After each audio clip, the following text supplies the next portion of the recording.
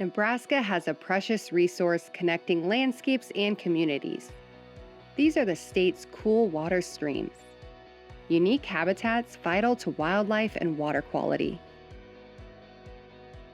Cool water streams are streams that maintain a fairly constant temperature year-round, and they're largely driven by groundwater springs that provide a lot of unique habitats for species of plants and fisheries throughout the north central and western part of the state. And they typically have really high water quality as well. It's essentially based on the stream's temperature range, and in most cases the cool water stays anywhere from 40 degrees up to upper side is sometimes in the 70s, but not much more than that. Compared to warm water streams can almost get up to the regular air temperature. So ecosystems and streams as a whole are really important for maintaining biodiversity. So healthy streams, healthy biodiversity is really important.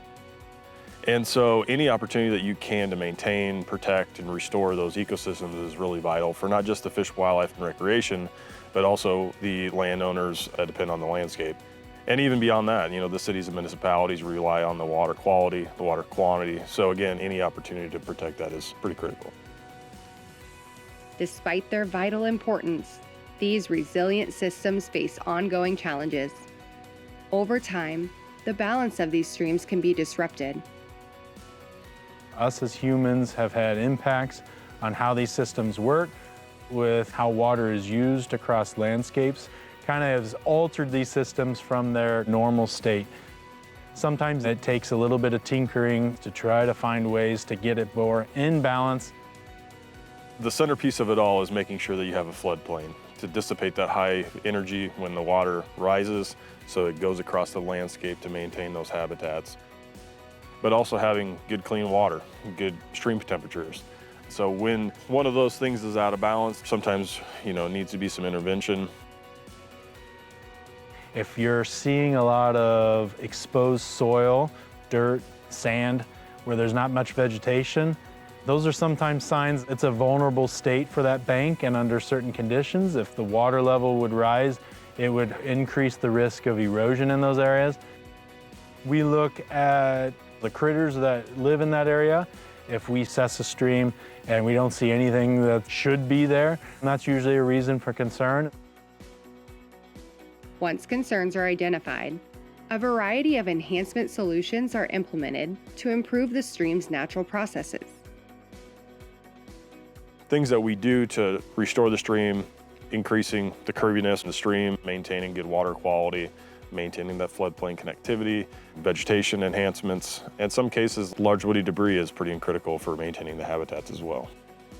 If we recognize the system is lacking woody debris, sometimes a simple tool is to just insert tree branches, things that have fallen in. Those are good kind of buffet lines for a lot of the fish species, the bug species, even for vegetation to be able to grow.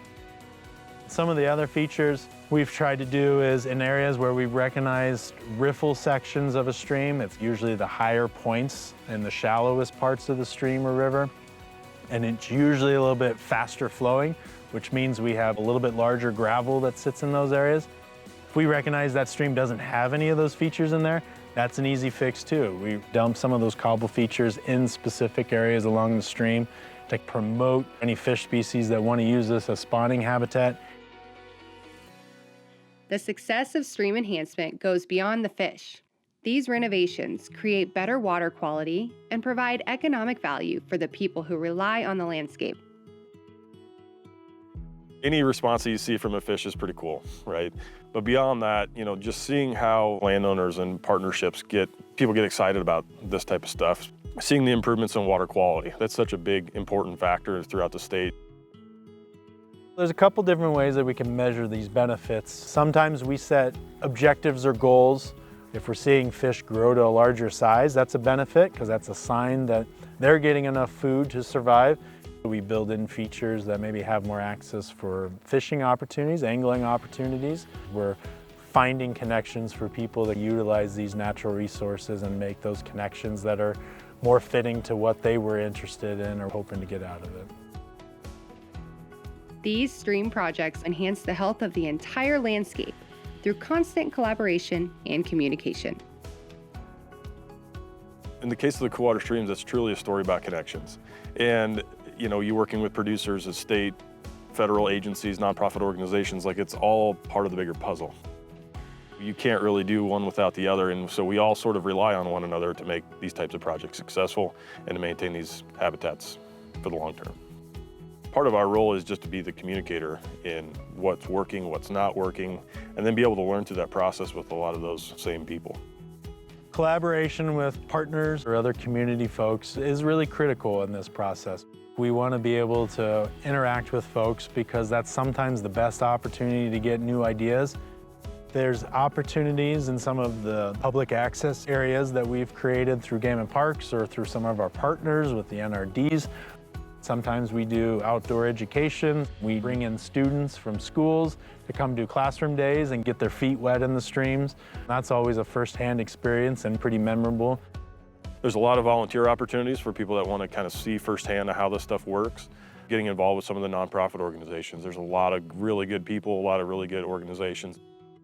Look to some of your local community organizations that work with water systems or manage the natural resources and see what projects they've got going on. As simple as creating a stream cleanup day or something like that is a real simple way to help your community and beautify the area and landscape.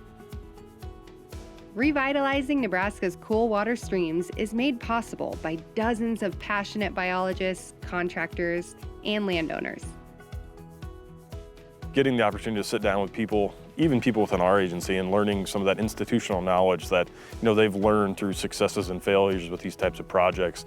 Sitting down with landowners to hear about the generational aspects of what they find valuable in this, whether it's just having their grandkids play in the stream to ranching. It's really a pretty beautiful story.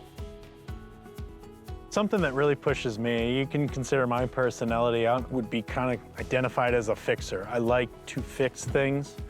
Doing these fixes is creating opportunities, showing opportunities where we can build success and make an improvement to a system that was maybe in disarray or disrepair. Kind of motivates me to be like, okay, we can make a difference. And having those little differences build up and build kind of a more fulfilling enjoyment in the work that I do.